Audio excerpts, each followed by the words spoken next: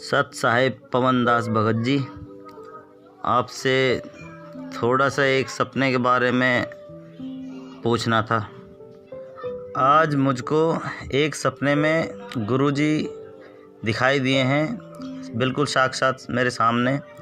तो मैंने उनके चरण छू के अपना माथा टेका है उनके चरणों में, और उसके बाद में मैंने प्रणाम करा है, जयकारा लगाया है, बंदी छोड़ सतगुरु रामपाल जी महाराज की जय हो।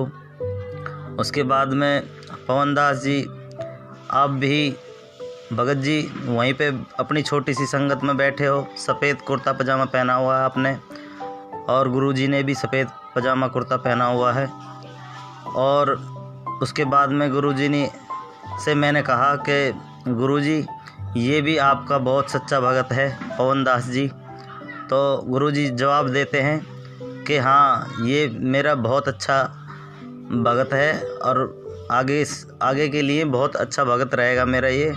और ये सब भगत भाइयों को साथ लेके चल रहा है और सभी पवन दास भाई के साथ में चल रहे हैं सभी। तो गुरुजी यही बात कह रहे हैं कि इसको पहले कुछ नहीं पता था, अब इसको हर चीज़ के बारे में पता लग गया है। तो उसमें मैं भी कह रहा हूँ कि हाँ भगत जी, इन्होंने सभी भगत भाइयों की आंखें खोली हैं। जो भी गलतियां करते थे उनके बारे में बताया है भगत जी ने इन्होंने। उसके बाद में जो है मैंने एक जयकारा लगाया है, बंदी छोड़ कबीर साहिब की जय। तो उसमें सभी भाई भगत भाई बोल रहे हैं जय। और उसके बाद में मैंने गुरुजी से कही कि गुरुजी मैं अपने भाई के लिए एक जयकारा लगा सकता हूँ। तो गुरुजी ने बोले हाँ हाँ, भाई भाइयों के लिए भी जयकारा लगा सकते हो। तो मैंने कहा है पवन दास भगत जी की जय हो।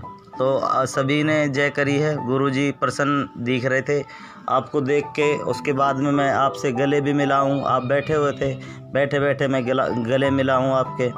उसके बाद में मैंने अपनी गलती की क्षमा मांगी, क्योंकि मैं नादान, मेरे को कुछ नहीं पता था इसके बारे में, भक्ति के बारे में। और ना ही मैं कोई ज़्यादा ये लॉकडाउन में मैंने सत्संग सुने थे बस गुरुजी के। उसके बाद में काम करने लग गया, ऑटो चलाता हूँ मैं।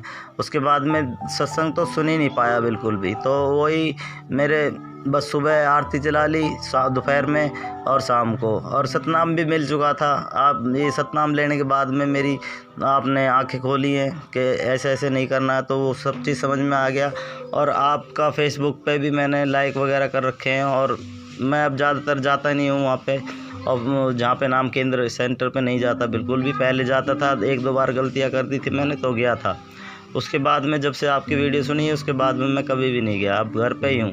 और अभी भी मेरे से एक दो बार गलती हुई है, तो मैंने सिर्फ यही अपने परमात्मा से यही कहा है कि हे गुरुजी, आप मेरे को मेरी जो भी ये गंदी आदतें हैं ये आप छुड़वा दें, और आप मेरे को दर्शन दें, तभी शायद मैं छोड़ पाऊँगा। इस मन रूपी काल रूपी मन है मेरा, इसने मेरे को बहुत मतलब फंसा रखा है इसने।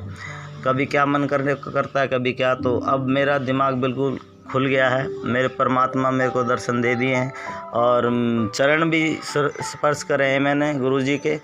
और मैं बहुत बहुत अपने आप को धन्यवाद कह रहा हूँ कि हाँ, मेरे को परमात्मा ने दर्शन दिए। आज मैंने हो गए कम से कम 8 महीने मेरे को भक्ति करते हुए, पर बीच में छोड़ देता था और वही काल रूपी मन हो जाता था मेरा। अब मैंने एकदम दृढ़ता पकड़ ली है एकदम कि अब आगे से कोई गलती नहीं करूँगा और भक्ति लगातार रेगुलर करता रहूँगा। अब पहले मेरे को नादान था, नादानी कर बैठा कई बार, तो उसके लिए मैंने प्रार्थना कर रखी है। गुरुजी से ही क्षमा मांगी है मैंने। जब से आपकी वीडियो सुनी है तब से ही मैं गुरुजी के चरणों में ही, और अपना धर्म जो है हमने ख़त्म कर दिया है। बस अब एक ही परमात्मा हमारे गुरुजी महाराज, बस इसके अलावा और कोई भी नहीं। यही मैं अपने बच्चों को नाम दीक्षा दिला रखी है, दोनों लड़कों को, तीसरा भी छोटा है, और घरवाली को भी दिला रखी, उसने भी छोड़ दी थी भक्ति। अब उसके भी मन में आ रही है कि हाँ करूँ कि नहीं करूँ, पर उसके करेगी, सब परमात्मा ठीक कर देंगे। ठीक है पवन दास जी, यही एक छोटी सी रिकॉर्डिंग थी, मैं आपके पास भेज रहा था। शायद इसका कुछ उत्तर दे पाएँ आप, बताएं कि गुरुजी बहुत खुश हुए, आपसे प्रसन्न हुए। गुरुजी कह रहा है ये मेरा शिष्य है, बहुत प्यारा शिष्य है मेरा, जो अपने भगत भाइयों को साथ लेके चल रहा है। और आपसे भी मैं बहुत बहुत धन्यवाद कहता हूँ कि जो आप आए, आपकी वजह से बहुत भगत भाइयों की आंखें खुली हैं और सभी अब सही राह पर चल रहे हैं। मैं एक छोटा सा तुच्छ भगत हूँ, नादान भगत हूँ थोड़ा सा, बस इतना ही कह सकता हूँ।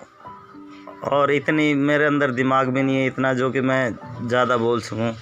आपसे बस यही निवेदन करता हूं कि सत साहेब पवनदास भाई, आपको सत साहेब बंदी छोड़ सतगुरु रामपाल जी महाराज की जय हो। बंदी छोड़ सतगुरु रामपाल जी महाराज जी की जय हो। सत्साई भगत जी। भगत जी देखिए, वैसे तो जब से परम पूज्य सतगुरु रामपाल जी महाराज जी ने मुझे तुच्छ 2 कौड़ी के जीव पवनदास को अपनी शरण में लिया है और मुझे यथार्थ ज्ञान दिया है, मुझे धरती पे पैर रख के चलना सिखाया है, मुझे यथार्थता में जीना सिखाया है।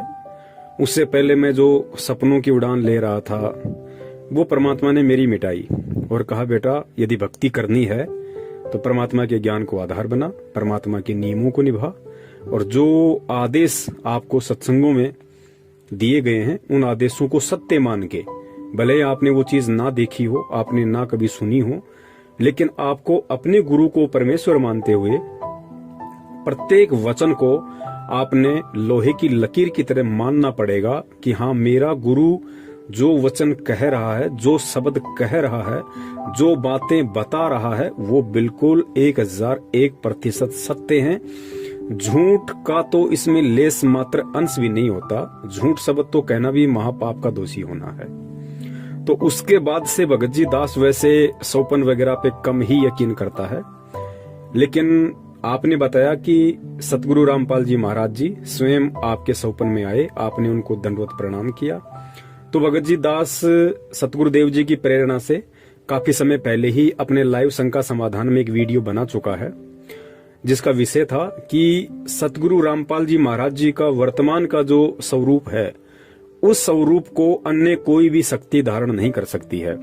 अर्थात काल हो, चाहे देवी देवता हो, चाहे ब्रह्मा विष्णु महेश जी हो, चाहे दुर्गा हो, परम पूज्य सतगुरु रामपाल जी महाराज जी का रूप बनाकर उनके भक्तों को ना भ्रमित कर सकती है, ना धोखा दे सकती है।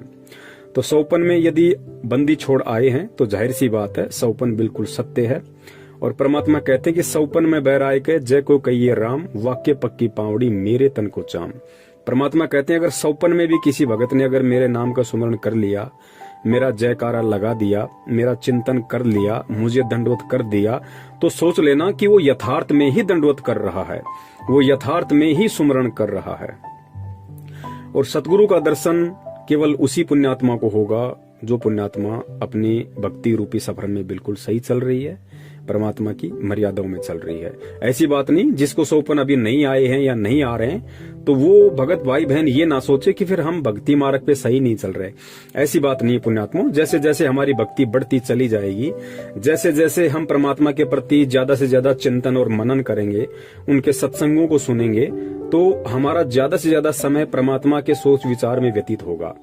और जिस चीज के विषय में, जिस वस्तु के विषय में हम ज्यादा से ज्यादा चिंतन करेंगे, मनन करेंगे, मंथन करेंगे, तो जाहिर सी बात है हमें सौपन भी फिर उन्हीं के आएंगे। तो सौपन में भगत जी बंदी छोड़ स्वयं थे, तो इसमें कोई बड़ी बात नहीं है, परमात्मा ही थे, परमात्मा के अलावा और कोई नहीं था। और आप जी ने जिक्र किया कि दास भी वहीं पे बैठा हुआ था, और जैसा भी आपने बताया कि परमात्मा भी सफेद कपड़ों में थे, आपने भी सफेद कपड़े पहन रखे थे। आपने कहा कि परमात्मा, ये पवन दास आपका बहुत अच्छा भगत है परमात्मा। तो परमात्मा ने कहा हाँ भाई बिल्कुल सही बात है, मेरा बहुत अच्छा भगत है, भक्तों को साथ लेके चल रहा है, आगे भी अच्छा ही रहेगा। तो ये जो बातें हैं भगत जी, देखिए दास पहले थोड़ा सा ये क्लियर कर देना चाहता है। पहले तो जो भी व्यक्ति इस वीडियो को सुन रहा है, जो भी हमारे भाई बहन इस वीडियो को सुने, वो इस भाई की इस बात को सुनकर ये आकलन ना कर बैठे कि पवन दास ने इस भाई से ये ऑडियो बनाने के लिए कहा होगा या पवन दास ने ऑडियो बनवाई होगी। पुण्यात्माओं, ये परमपिता परमेश्वर सतगुरु रामपाल जी महाराज जी की सत भक्ति है। और इस भक्ति मार्ग में जिस भी व्यक्ति ने 1% भी अपने अंदर मान बड़ाई पैदा कर ली, अहंकार पैदा कर लिया, अपने आप को ऊंचा चढ़ाने के लिए, ऊंचा दिखाने के लिए यदि उसके मन में इस तरह के भाव आ गए, पुण्यात्मा, उसी दिन से उस भगत का पतन शुरू हो जाएगा। तो दास के ऊपर इस तरह की बातों का ना कभी कोई असर पड़ा है, ना कभी कोई असर पड़ने वाला है, क्योंकि दास ने पहले ही कह दिया कि मुझे मेरे परमात्मा ने जमीन से जुड़ के रहना सिखाया है। और ये सत्संग सुना सुना के परमात्मा ने दास के हृदय में जमा जमा के परमात्मा ने सबसे पहले मुझे मेरी औकात याद दिलाई है कि तेरी औकात राह के पत्थर के बराबर भी नहीं है, तेरी औकात कंकर के बराबर भी नहीं है। कंकर की औकात क्यों नहीं होती? क्योंकि कोई भी व्यक्ति उसको ठोकर मारता हुआ चलता है।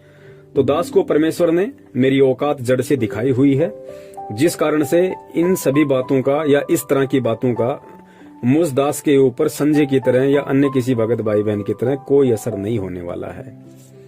और ना मैं इन बातों से ज्यादा मैं प्रसन्न होता हूं, और ना ही ऐसी बातें सुन के कि भाई मुझे भक्ति पे बहुत ज्यादा मुझे दृढ़ता आती है। नहीं पुण्यात्मा, भक्ति पे दृढ़ता आएगी परमात्मा के सत्संग सुनकर, ज्ञान को आधार बनाने से। सौपन में कही गई बातों से या किसी की मीठी मीठी बातों से भक्ति पे दृढ़ता यदि किसी में आती है, वो भी अच्छी बात है, लेकिन वो दृढ़ता उसके लिए खतरनाक साबित हो जाएगी। और जो सत्संग सुन के ज्ञान आधार से अपने आप को मरा हुआ समझ के जो इस भक्ति मार्ग पे दृढ़ता लाएगा, वही इस भक्ति मार्ग पे अंततः परमात्मा की उंगली पकड़ के चल पाएगा, अन्यथा संभव नहीं है। पुण्यात्मा, दास में इसका जरा सा भी श्रेय नहीं है। देखिए, आज अगर परमेश्वर ने दास को थोड़ी बहुत कोई सेवा दे रखी है, संगत को जगाने की या शंका समाधान की, भगत भाइयों को काल के प्रभाव से सचेत करने की कि वे किस किस प्रकार से काल हमारे को ठगता है, हमारी भक्ति को ठगता है, किन किन सूक्ष्म विधियों से काल परमात्मा से भगत को तोड़ने की पूरी कोशिश करता है और वर्तमान में कर भी रहा है। खुलासा भी परमात्मा ने बहुत सारा करवाया। तो ये सारी बातें यदि दास के समझ में आ रही हैं, तो पुण्यात्मा, इसमें दास का 0% भी श्रेय नहीं है। और वैसे भी भगत ने बताया वो बात बिल्कुल सत्य है, 1% भी झूठ नहीं है। भगत ने जब परमेश्वर से कहा कि मालिक, आपका जो बच्चा है पवन दास हमारी सारी संगत को जगा रहा है, तो परमात्मा ने कहा कि बेटा, पहले इसको कुछ भी नहीं पता था, लेकिन अब इसको सब कुछ मालूम पड़ गया। पुण्यात्मा, ये बात तो बिल्कुल 101% सत्य है। आज से लगभग 3-4 साल से दास सच्चाई का खुलासा संगत में कर रहा है, लेकिन ये जो शंका समाधान वाली जो शंका समाधान वाली जो सेवा परमेश्वर ने दास को पिछले 2-3 महीनों से सौंपी है प्रेरणा करके, पुण्यात्मा, इसके विषय में दास को ज्यादा नॉलेज नहीं थी बिल्कुल भी। और ना दास के मन में कभी ये विचार आया था कि इस तरह से मैं अपने भगत भाइयों की शंकाओं का निवारण करूं। कभी भी दास के अंदर ये विचार नहीं आया था, और ना ही दास में वो बुद्धि थी आज से 3-4 महीने पहले। ये हकीकत है। ठीक है, बरवाला कांड में मैं स्वयं वहां पे था, और बरवाला कांड के विषय में बहुत सारे सबूत मीडिया के माध्यम से, न्यूज़पेपरों के माध्यम से, भगत भाइयों के माध्यम से, और मैंने अपनी आंखों से जो वहां देखा बरवाला कांड के समय, उस आधार से दास बरवाला कांड का खुलासा कर रहा था कि भाई ऐसी ऐसी घटना है। और गुरुजी ने इन बातों के विषय में कभी नहीं कहा। मैनेजमेंट हमारे को जबरदस्ती इस तरीके से बहका रहा है, फुसला रहा है, और हमारे को काल की हद में लेके जा रहा है। और गुरुजी का इसमें किसी प्रकार का कोई दोष नहीं है, ना किसी प्रकार का कोई रोल है। तो उन चीजों के तो सारे सबूत परमात्मा ने दिए हुए थे, इसलिए दास बरवाला कांड को लेके भगत भाइयों को सचेत कर रहा था। लेकिन शंका समाधान की सेवा परमेश्वर दास को देंगे, ये आज से 3 महीने पहले दास को सौपन में भी ऐसा नहीं था। जो मधु बहन है और जयपुर से अपने कजोड़ भगत जी हैं, उनका दास के पास में कॉल आया और उन्होंने दास को ये सलाह दी। दास से पहले परमात्मा ने उन आत्माओं में ये प्रेरणा की। उन आत्माओं ने फिर दास को फोन किया। हम 3-4 कॉन्फ्रेंस पे थे। उन्होंने कहा कि भगत जी, हमारे को ऐसी प्रेरणा हो रही है कि परमात्मा अगर दया करें तो हम लोग फेसबुक पे लाइव आना शुरू करें, क्योंकि फेसबुक एक इंटरनेशनल प्लेटफॉर्म है, लाखों लोग जुड़े हुए हैं। और फेसबुक पे मैनेजमेंट ना भक्तों को डरा सकता है, ना धमका सकता है, और ना ही किसी को मालूम पड़ेगा कि कौन भगत फेसबुक पे पवन दास को देख रहा है, कौन नहीं देख रहा है। तो आप फेसबुक पे लाइव आना शुरू कीजिए, और जो भगत समाज की शंकाएं हैं आप उनको धीरे धीरे सोल्व करना शुरू कीजिए, परमेश्वर के ज्ञान आधार से, उनके आशीर्वाद से। तो दास को भी ये बात बिल्कुल सही लगी, उचित लगी, और दास ने कहा ठीक है भाई, यदि आप लोग कह रहे हैं और यदि परमात्मा की ऐसी मर्जी होगी तो दास भी अपने बंदी छोड़ से अरदास करेगा, और यदि दास को परमात्मा प्रेरणा करेंगे तो अवश्य हम सभी मिलकर इस सेवा को करेंगे। उसके बाद दास ने परमात्मा से प्रार्थना की अपने घर पे, तो परमात्मा ने ही दास को प्रेरणा की। प्रेरणा का मतलब ये नहीं होता पुण्यात्माओं कि भाई गुरुजी ने सामने आके दास को कहा कि हाँ बेटा आप ये सेवा करो, नहीं। प्रेरणा का मतलब होता है आत्मा, क्योंकि सतगुरु का तत्व ज्ञान जब जिस भी आत्मा को, जो आत्मा ग्रहण कर लेती है और जो आत्मा मर्यादा में रहती है और गुरु को भगवान मान लेती है, उसके बाद में प्रेरणा का मतलब होता है गुरु का आदेश। प्रेरणा का मतलब होता है गुरु का आदेश। वो जो भगत मर्यादा में है, जो गुरु को भगवान मान चुका है, जो गुरु को आदि से अंत मान चुका है, गुरु जी को पहले, गुरु जी को अपना अंतिम सहारा मान चुका होता है, जिसका ऊपर नीचे आगे पीछे चारों दिशाओं में सब कुछ उसका गुरु है। उसके माँ से बढ़ के उसके लिए उसका गुरु है, बाप से बढ़ के उसका गुरु है, भाई बहन रिश्तेदार बेटा बेटी काम धंधों से बढ़ के जिसने अपने गुरु को बड़ा मान लिया, उस भगत को फिर जो भी प्रेरणा होगी वो सत्य ही प्रेरणा होगी। उसमें काल का कहीं कोई झकझोल नहीं होता है, वो परमात्मा का आदेश ही मान लेना चाहिए, जो मर्यादाओं में है और जो गुरु को भगवान मान चुका। ये विशेष पॉइंट ध्यान रखना, जो अपने गुरु को भगवान मान चुका है वो कभी फिर किसी मर्यादा को तोड़ेगा ही नहीं। उसको परमात्मा ऐसे चलाएंगे जैसे एक वैज्ञानिक रोबोट को चलाता है, क्योंकि रोबोट की अपनी कोई औकात नहीं होती है। रोबोट का जो रिमोट होता है वो वैज्ञानिक के हाथ में होता है। जैसा वैज्ञानिक उसको फंक्शन करेगा वैसा ही वो चलेगा।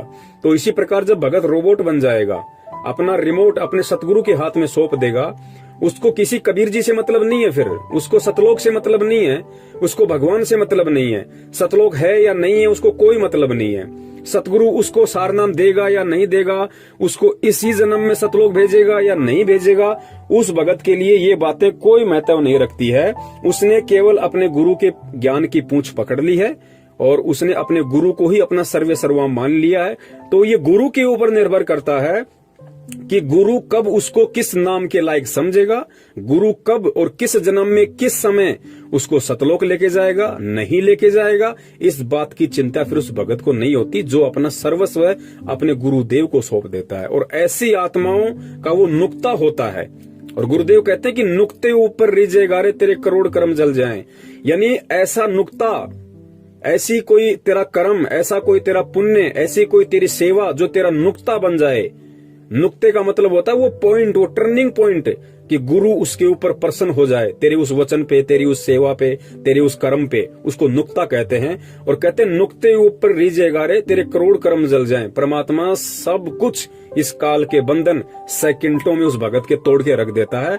और ये वाणी फिर उस भगत के ऊपर लागू होती है जो इस तरीके से अपने आप को गुरु के प्रति समर्पित कर देता है। फिर परमात्मा कहते हैं कि तुम कर दो पल में पार हो जा रजा तेरी। परमेश्वर की वाणी है कि तुम कर दो पल में पार हो जा रजा तेरी। पल में परमात्मा पार कर देगा। एक हाथ यहाँ पे और दूसरा पैर वहां पे सतलोक में होगा। ना कोई त्रिकुटी, ना कोई ब्रह्मा विष्णु महेश का कर्जा, ना कोई काल का कर्जा, ना उसके 10वें द्वार पे जाके उसके सिर पे पैर रखना, ना भंवर गुफा में जाना, ना सुन में जाना, ना मानसरोवर में नहाना। परमात्मा एक पैर यहाँ तो दूसरा पैर सीधा उसका सतलोक में मिलेगा। वो होता है नुक्ता। और वो नुक्ता तभी बनता है जब ज्ञान आधार से और वास्तव में अपने हृदय से, अपनी आत्मा से एक भगत अपने गुरु को ही अपना सब कुछ मान लेता है। गुरु से बढ़कर ना उसके लिए भगवान है, ना या संसार का कोई प्राणी है, कुछ नहीं, बस सब कुछ गुरु। तो फिर परमात्मा उस आत्मा के सारे बंधन तोड़ देता है। तो ऐसी आत्मा को फिर जो भी प्रेरणा होगी वो सत प्रेरणा होगी। परमात्मा का वो सन्मुख आदेश ही मान लेना चाहिए। तो पुण्यात्माओं, जो भी भाई ने कहा है वो बातें बिल्कुल सही हैं। दास को आज से पहले बिल्कुल भी नॉलेज नहीं थी शंका समाधान के विषय में, और ना ही दास के मन में 1%। दास अपने सतगुरुदेव जी की चरणों की सौगंध खा के कहता है कि दास को शंका समाधान का जो प्रोग्राम जब से चला है, आज से 2.5-3 महीने पहले से, उससे पहले दास के दिलो दिमाग में भी नहीं थी कि आगे चल के दास शंका समाधान के लिए भी निमित्त बनेगा। बिल्कुल जैसे ही मधु बहन का फोन आया, कजोड़ भाई का फोन आया, उन्होंने दास को अवगत करवाया, तो दास ने परमात्मा से प्रार्थना की और परमात्मा ने फिर दास को प्रेरणा की कि हाँ बेटा, बिल्कुल ये आपकी सेवा बनती है भाई, ये आपकी जिम्मेदारी है, ये आप ही के भगत भाई बहन है, किसी और के नहीं है। चाहे मैनेजमेंट के पीछे फंसे हों या चाहे वैसे मनमुखी होके चल रहे हों, ये सब आपके ही भाई बहन हैं। और जो समझदार भाई होता है, जो बड़ा होता है, उसकी जिम्मेदारी बनती है, उसका उत्तरदायित्व बनता है कि वो अपने छोटे भाई बहनों को सही राह दिखाए, यदि उसको पता है तो। इस आधार से दास फिर इस शंका समाधान वाले प्रोग्राम में आना शुरू हुआ। और पुण्यात्माओं, मान बढ़ाई और अहंकार का इस भक्ति मार्ग में लेस मात्र भी स्थान नहीं है। यदि किसी ने जरा भी अपने अंदर अहंकार भाव प्रकट कर दिया, उसी दिन से वो परमात्मा से दूर है। और दास बार बार कहता है कि जैसे बहुत सारे भगत भाई कहते हैं कि पवन भगत जी, आप पे तो परमात्मा की विशेष दया है, आप परमात्मा की विशेष पुण्य आत्मा हो। ठीक है, उस भगत भाई के ऐसे विचार हो सकते हैं, ऐसे विचार आने में कोई दोष नहीं है। क्योंकि पुण्यात्मा, सबसे पहले तो हमने एक पॉइंट को क्लियर कर लेना चाहिए। जिस भी आत्मा ने सतगुरु रामपाल जी महाराज जी से नाम दीक्षा ले ली, और जो व्यक्ति 1 साल भी इस भक्ति मार्ग पे टिक गया, इस भक्ति मार्ग पे परमात्मा की भक्ति करते करते, सत्संग सुनते सुनते जिसको 1 वर्ष हो गया हो, उसके हृदय में यहाँ का ना कोई व्यक्ति गुरु का स्थान ले सकता, ना ब्रह्मा विष्णु महेश जी गुरु का स्थान ले सकते, ना काल ले सकता, ना दुर्गा ले सकती। कोई भी व्यक्ति उस भगत के हृदय में एज ए परमात्मा, एज ए गुरु प्रविष्ट नहीं हो सकता, समा नहीं सकता। चाहे वो अपनी किसी गलती से या चाहे अपने किसी माड़े कर्म से, चाहे वो भक्ति छोड़ दे, चाहे वो दूसरे पंथ में जाके अपना कोई नया गुरु बना लिया हो, लेकिन फिर भी वो परमात्मा का तत्व ज्ञान उसके अंदर, वो लहरें हमेशा हिलोरे मारती रहेंगी, उसको ढंग से जीने नहीं देंगी, उसको वो संतुष्टि, वो आत्म संतोष उसको इस दुनिया में कहीं नहीं मिलेगा।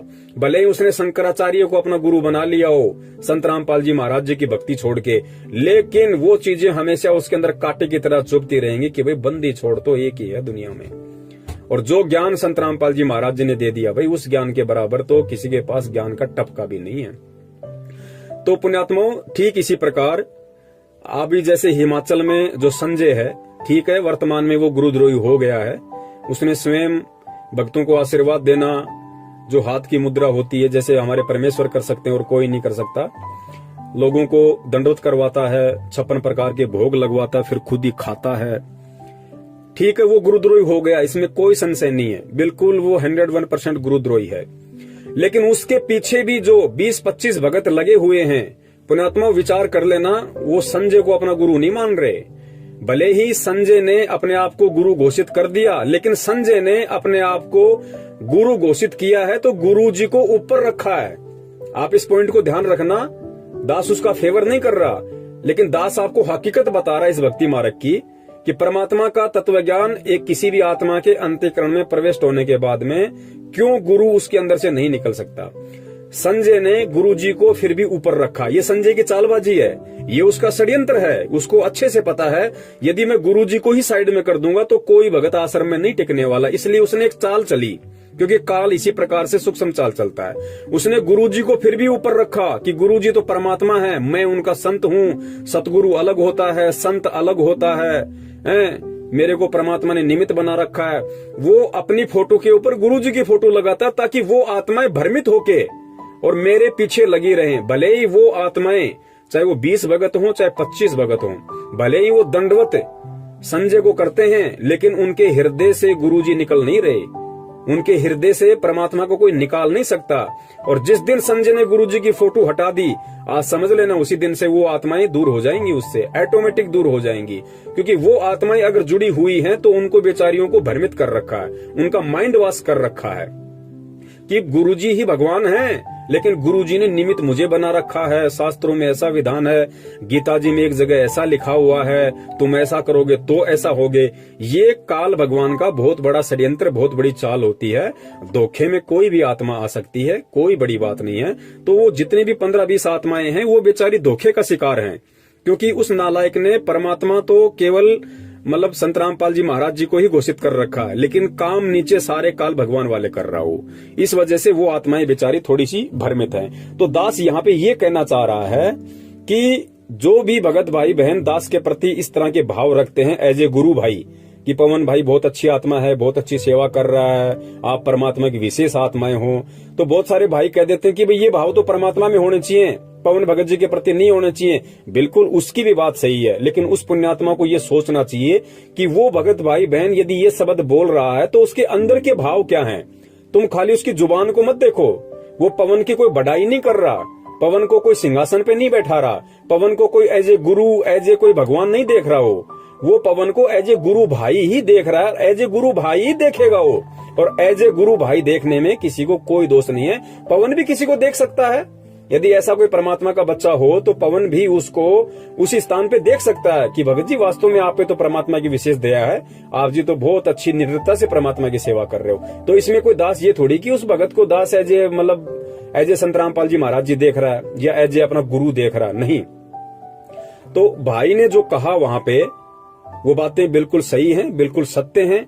देखो भक्ति मार्ग में पुण्यात्माओं ना कोई सीनियर होता है ना कोई जूनियर होता है, ये सारी बातें परमात्मा ने बता रखी हैं, हमने सुनी या नहीं सुनी ये एक बात अलग है। इस सतगुरु रामपाल जी महाराज जी के सत भक्ति मार्ग में ना कोई छोटा है ना कोई बड़ा है, ना कोई सीनियर है ना कोई जूनियर है।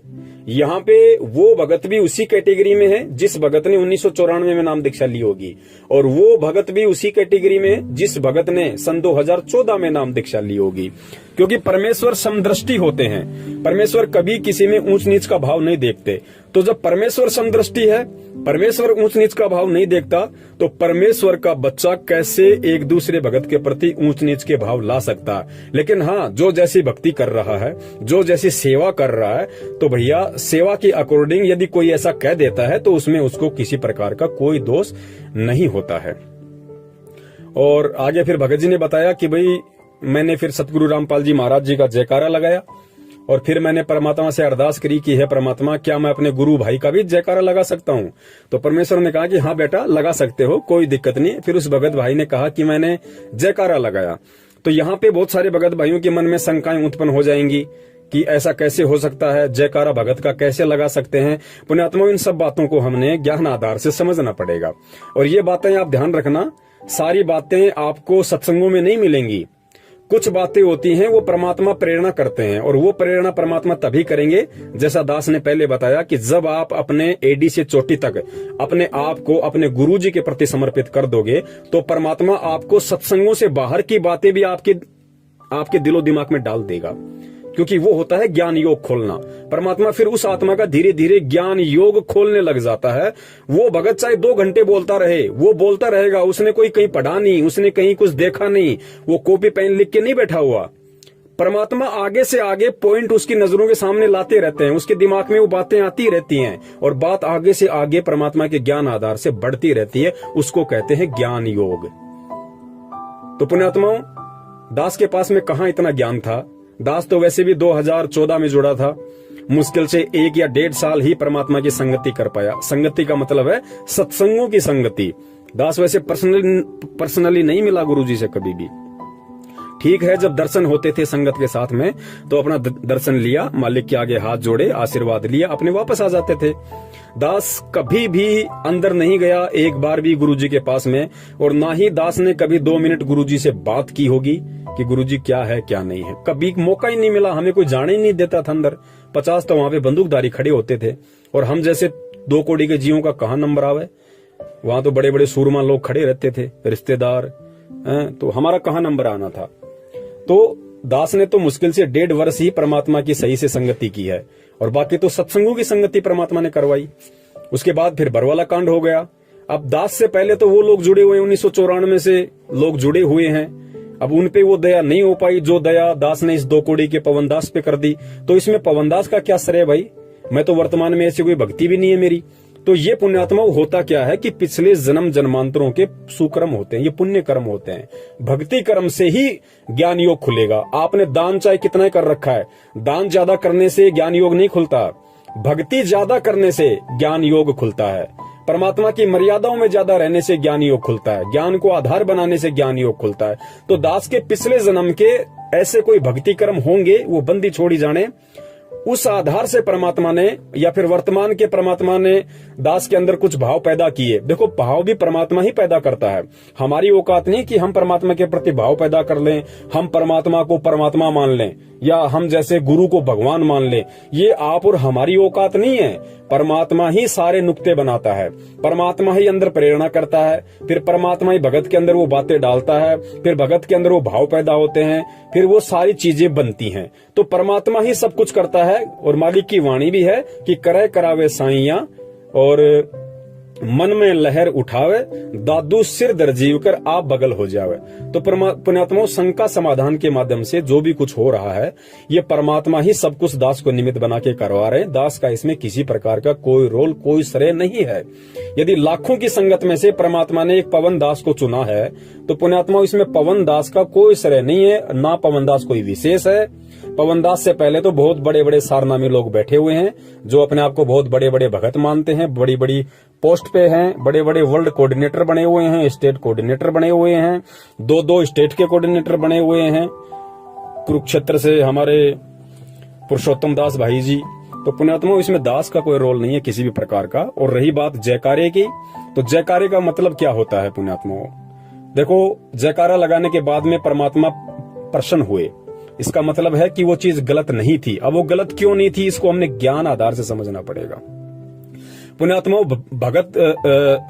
भगवान के बाद जगत में यदि किसी की कीर्ति हुई है, यदि किसी की कीर्ति होती है, तो केवल भगत की होती है। तीसरे व्यक्ति की यहाँ कभी कीर्ति नहीं हुई, क्योंकि संसार का मूल आधार है भक्ति, और भक्ति का मुख्य है भगवान, और भगवान के पीछे चलता है भगत। तो सबसे पहले यहाँ पे भगवान की कीर्ति होती है, भगवान की महिमा होती है, और भगवान से प्राप्त उपदेश, भगवान से प्राप्त ज्ञान, और वो भक्ति करके फिर यदि किसी की कीर्ति हुई है, किसी का यश हुआ है, दुनिया ने यदि किसी का जयकारा लगाया है, तो केवल भगत का लगाया। फिर मीराबाई के लोगों ने जयकारे लगाए, धना भगत के जयकारे लगाए, नानक जी के जयकारे लगाए, आज भी लग रहे हैं उन पुण्यात्माओं के। तो भगत के बाद में, भगवान के बाद में भगत के ही जयकारे लगते हैं। तो परमात्मा ने इस दृष्टिकोण से, क्योंकि जिस समय 54 में उस पुण्यात्मा ने गुरुजी से जो ये पूछा कि गुरुजी क्या मैं अपने भगत भाई का भी जयकारा लगा सकता हूं, तो परमात्मा अंतर्यामी होते हैं। परमात्मा को पता था कि ये अपने भगत भाई का जयकारा एज ए गुरु नहीं लगा रहा, एज ए गुरु भाई लगा रहा है, कि मेरे भाई ने मेरे ही सतगुरु से प्राप्त ज्ञान आधार से जो संगत को जगाने का काम किया है, या जिस तरीके से वो परमात्मा की सेवा कर रहा है उनके चरणों में रह के, उस आधार से वो इसका अधिकारी है। इसलिए उस भाई ने परमात्मा से इस आधार से प्रार्थना की थी। और परमेश्वर अंतर्यामी है, तो परमेश्वर ने इस बात को समझ के कहा कि हाँ भाई, एज ए गुरु भाई आप जयकारा लगा सकते हो। लेकिन पुण्यात्मा, वो 54 में ही मालिक ने उनको आदेश दिया था। वर्तमान में हमने ऐसा नहीं करना। कहीं कोई भगत भाई बहन ये समझे कि लो भाई हम पवन भाई का जयकारा लगा दें। पुण्यात्मा, ये गलती नहीं करनी बिल्कुल भूल के भी, वरना इसके दोषी आप स्वयं हो जाओगे। सतगुरु के रहते सहते, जब तक सतगुरु रामपाल जी महाराज जी इस पृथ्वी पे हैं, तब तक आप उनके अलावा किसी भी भगत भाई का यथार्थ में जयकारा नहीं लगा सकते। और बाद में तो हम सभी के जयकारे लगेंगे भाई। जो आज सतसेवक बन के परमात्मा की सत भक्ति मार्ग पे डटे हुए हैं, गुरु के ज्ञान को आधार बना के स्वयं चल रहे हैं, दूसरे भाइयों को चलने की सलाह दे रहे हैं। पुण्यात्माओं, जब हमारा यहाँ से शरीर छूट जाएगा, उसके बाद हमें मतलब ही नहीं चाहे हमारा जयकारा लगे या ना लगे, लेकिन पुण्यात्माओं जयकारा लगेगा आने वाली पुण्यात्माओं के लिए, उनको उदाहरण पेश करने के लिए कि वो जैसे भगत थे, जैसा वो कर गए, उस तरीके से तुम करोगे तो तुम्हारा बेड़ा पार होगा। जैसे आज गुरुजी नानक जी के विषय में बताते हैं, धर्मदास जी के विषय में बताते हैं, अपने आप को छुपाते हुए गरीबदास जी महाराज जी के विषय में बताते हैं, दादू जी के विषय में बताते हैं, मीरा के विषय में बताते हैं, धना भगत के विषय में बताते हैं। वो भी तो भगत थे, लेकिन उनके जयकारे उस समय नहीं लगे, उनके जयकारे जाने के बाद आज लग रहे। लेकिन पुण्यात्माओं, आज हमें परमात्मा ने इतना ज्ञान दे दिया कि आज हमारे अंदर किसी भी प्रकार का वो मान बढ़ाई और अहंकार नहीं आ सकता। उन पुण्यात्माओं के जानने के बाद जयकारे इसलिए लगे क्योंकि उस समय ज्ञान आधार नहीं था इतना। परमात्मा ने तो ज्ञान दे दिया था, लेकिन वो पुण्यात्माएं अपने संस्कारवश ज्ञान को आधार नहीं बना सकती थी। इसलिए परमात्मा ने उस समय उनके शरीर में रहते सहते उनके जयकारे नहीं लगवाए। अगर उस समय उनके जयकारे लग जाते तो उस समय ज्ञान पुण्यात्माओं वो संपूर्ण परमात्मा ने मूल ज्ञान नहीं दिया था जो आज 1994 से दे रहे हैं। तो उनके अंदर कहीं न कहीं वो मान बढ़ाई आ सकती थी, कहीं न कहीं अहंकार भाव जागृत हो सकता था। लेकिन आज परमेश्वर ने पूरा पिटारा खोल दिया अपने तत्व ज्ञान का, संपूर्ण खुलासा कर दिया अपने मूल ज्ञान का। आज भी वैसे तो दास कह नहीं सकता अगर कोई 1% अगर बड़ी मुश्किल से कोई हुआ ऐसा भगत भाई बहन जिसके मन में इस तरह का दोष आ जाए तो बात अलग है, अन्यथा 99% भगत भाई बहनों के जो परमेश्वर सतगुरु रामपाल जी महाराज जी की शरण में हैं, उनके अंदर किसी भी प्रकार की मान बढ़ाई और अहंकार घर नहीं कर सकता। अब आप कहेंगे कि संजय के अंदर ऐसा क्यों हुआ? भैया संजय को पहले से ही काल ने भेजा हुआ था। संजय को जब इस पृथ्वी पे जन्म मिला तो उसको जन्म दिया काल ने, ध्यान रखना इस बात को, उसको काल ने अपना दूत बना के यहाँ पे भेजा हुआ था। जो आज वो कर्म कर रहा है उस हिसाब से दास बता रहा है। अब आप कहेंगे भगत जी काल का दूत कैसे हुआ? वो तो परमात्मा से नाम लिया, परमात्मा की भक्ति कर रहा था, बरवाला कांड की सच्चाई भी बता रहा था। भाई जब इस चीज को हमने ज्ञान से समझना पड़ेगा।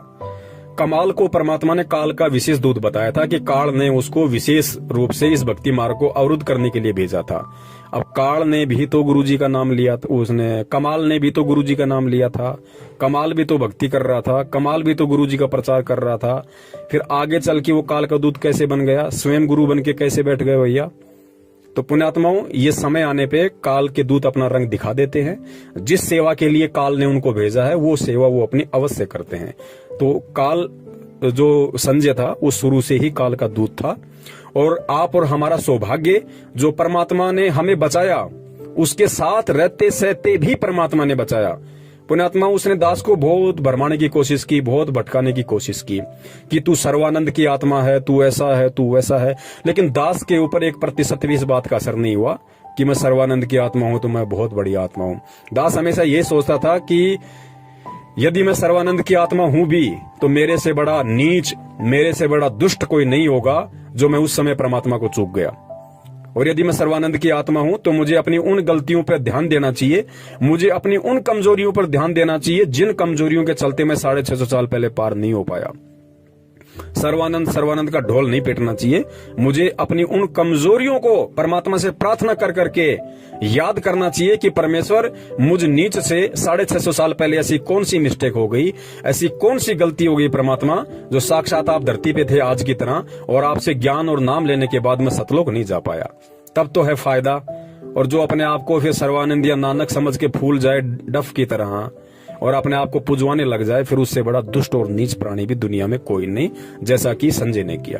तो पुण्यात्माओं, इस प्रकार हमने हर चीज को परमात्मा के ज्ञान आधार से समझना पड़ेगा। अब ये ऑडियो बनाना इसलिए भी जरूरी था क्योंकि भगत भाई ने खुद ये दास के पास ऑडियो भेजी थी और उन्होंने इस सौपन का समाधान चाहा कि भगत जी मैं कुछ ज्यादा समझ नहीं पाया, आप थोड़ा सा इसको क्लियर करो। तो सौपन ऐसे बहुत सारे भगत भाइयों को भी आते रहते हैं, तरह तरह के सौपन आते रहते हैं। तो दास तो यही निवेदन करेगा कि फालतू के सौपन पे ध्यान देना नहीं, और जिस सौपन में बंदी छोड़ सतगुरु रामपाल जी महाराज जी आपको दर्शन दें, उस सौपन को आप बिल्कुल यथार्थ माने, बिल्कुल सही माने, और फिर उस पे ज्ञान आधार से विचार विमर्श करें, चिंतन मंथन करें। और ध्यान रखना, यहाँ छोटा बड़ा कोई नहीं है, सब एक ही कैटेगरी के हैं। परमात्मा की नजर में भले ही पवनदास जो है ये सेवा कर रहा है, लेकिन इसमें पवनदास का कोई रोल नहीं है। क्या पता आज से 2 साल बाद या आज से 1 साल बाद या 1 महीने बाद परमात्मा आप जियो से वो सेवा ले ले जो सेवा पवनदास कर ही नहीं सकता, जिस सेवा के लायक पवनदास है ही नहीं। क्या पता परमात्मा आपसे वो सेवा ले ले, क्योंकि जब परमात्मा ने तोताद्री नाम के शहर में, जब इस दुनिया पे करोड़ों की संख्या में मानव शरीर वाले प्राणी थे, और उस समय परमात्मा ने वेदों के मंत्र हिंदी में और संस्कृत में केवल एक झोटे से बुलवाए। क्या उस समय परमात्मा किसी व्यक्ति से नहीं बुलवा सकते थे? लेकिन परमात्मा ने वहां पे अपने समर्थता दिखाई थी कि बंदी छोड़ क्या नहीं कर सकता। परमात्मा को जरूरी नहीं कि कोई पवनदास को निमित्त बनाए, या किसी मधु बहन को निमित्त बनाए, या किसी कजोड़ भाई को निमित्त बनाए, या जितने भी हमारे सत्सेवक भाई बहन हैं परमात्मा उन्हीं को निमित्त बनाए। ये तो हमारे कर्म बनने पुण्यात्माओं हमें सोचनी चाहिए बात तो, कि परमात्मा हम आपके ऋणी हैं, परमेश्वर हम शुक्रगुजार हैं, हम अपने आप को धन्यवाद देते हैं कि बंदी छोड़ आपने हमें इस लायक समझा, इन सेवाओं के लायक समझा जो हमारे कर्म बन रहे हैं। बाकी पुण्यात्माओं, परमात्मा तो गधे को भी निमित्त बना के चारों शंकराचार्यों को ज्ञान चर्चा में फेल करवा सकता है। तो हमने इन चीजों को भूलना नहीं चाहिए। तो यहाँ पे ना कोई पवन बड़ा है, ना कोई दूसरा भाई छोटा है, ना पवन सीनियर है, ना दूसरा भाई जूनियर है। ये परमात्मा का भक्ति मार्ग है, और ऐसे भाव किसी के अंदर आने भी नहीं चाहिए। इतना ज्ञान लेने के बाद में सेवा परमात्मा ने दे रखी है, उसके संस्कार के हिसाब से दे रखी है, इसमें उस भगत का कोई रोल नहीं है। कि सोचे कि भाई इस भगत ने ये कर लिया। भगत कुछ नहीं कर सकता, भगत पत्थर है, भगत 2 कौड़ी का जीव है, भगत की कोई औकात नहीं है। भगत ने करना होता तो पहले कर लेता ना, आज क्यों कर रहा है? तो ये सारा खेल परमात्मा का है। सद्बुद्धि परमात्मा देता है, प्रेरणा परमात्मा करता है, आगे बढ़ने की हिम्मत परमात्मा करता है। और परमात्मा इस तरह की सेवा, इस तरह की हिम्मत, इस तरह की प्रेरणा अपनी हर उस आत्मा के अंदर करने के लिए तैयार बैठा है जो पुण्यात्मा गुरु को भगवान मान ले। परमात्मा तो तैयार बैठा है प्रमाण पत्र बांटने के लिए, अगर कोई लेने वाला भी तो हो। भाई अपने अंतरात्मा से, अपने हृदय से, तन मन से कोई अपने गुरु को परमात्मा माने तो सही। और जिसने मान लिया फिर परमात्मा दूर कहाँ है। परमेश्वर वो सेवा दे देंगे जिन सेवाओं को पवनदास लाख जन्म में भी नहीं कर सकता। तो पुण्यात्माओं, हम सब एक दृष्टि हैं, हम सब परमात्मा की नजर में समदृष्टि हैं। हम कोई छोटा कोई बड़ा नहीं, ये अपने संस्कार अलग अलग हैं। अब जैसे आज नरेंद्र मोदी है, देश का प्रधानमंत्री बन के बैठा हुआ, अनिल अंबानी है, देश का 1 नंबर का पैसे वाला व्यक्ति है, और एक मेरे जैसा 2 कौड़ी का जीव रोड पे दही बड़े लगाता है। तो परमात्मा की नजरों में अनिल अंबानी भी उसकी उतनी प्यारी आत्मा है, भले उसने नाम ना ले रखा हो, भले वो शराब पीता है, मांस खाता है, सब कुछ करता है। नरेंद्र मोदी भी कितने कर्म कुकर्म करता है, लाखों उसने शराब के ठेकों को लाइसेंस दे रखा है, लाखों उसने जानवर काटने के कत्ल खानों को लाइसेंस दिया हुआ है, लोगों के उल्टे सीधे काम करवाते हैं। राजनेता और क्या करवाएंगे? तो वो नरेंद्र मोदी भी परमात्मा को उतना ही प्यारा है। लेकिन कर्म समय आने पे जीव को छोटा बड़ा बना देते हैं, कर्म समय आने पे जीव को नरक और सुरक का भागी बना देते हैं। तो परमात्मा की नजरों में कोई भी प्राणी, चाहे चींटी हो, चाहे सूक्ष्म जीव हो, चाहे हाथी हो, कोई भी हो, परमात्मा की नजरों में सब समदृष्टि हैं। और हमने मन में कभी भूलकर भी ये भाव नहीं लाना चाहिए कि वो आत्मा परमात्मा की विशेष आत्मा होगी। हम सभी परमात्मा की विशेष आत्माएं हैं और हम सभी को परमात्मा की विशेष आत्मा बनने का प्रयत्न करना चाहिए, यदि आज से पहले हम आपको नहीं समझ रहे हैं तो। और उसका सबसे बड़ा तरीका है, सबसे पहले परमात्मा के सत्संगों को आधार बनाओ, ज्ञान को आधार बनाओ, और फिर अपने हृदय से, अपने दिलो दिमाग से, अपनी अंतरात्मा से अपने गुरुदेव को ही अपना एडी से चोटी तक सब कुछ समझो। गुरु से बढ़कर फिर कुछ नहीं। फिर परमेश्वर वो दया कर देंगे जिसकी पुण्यात्मा हम सोच भी नहीं सकते। बंदी छोड़ सतगुरु रामपाल जी महाराज की जय हो। सत साहिब।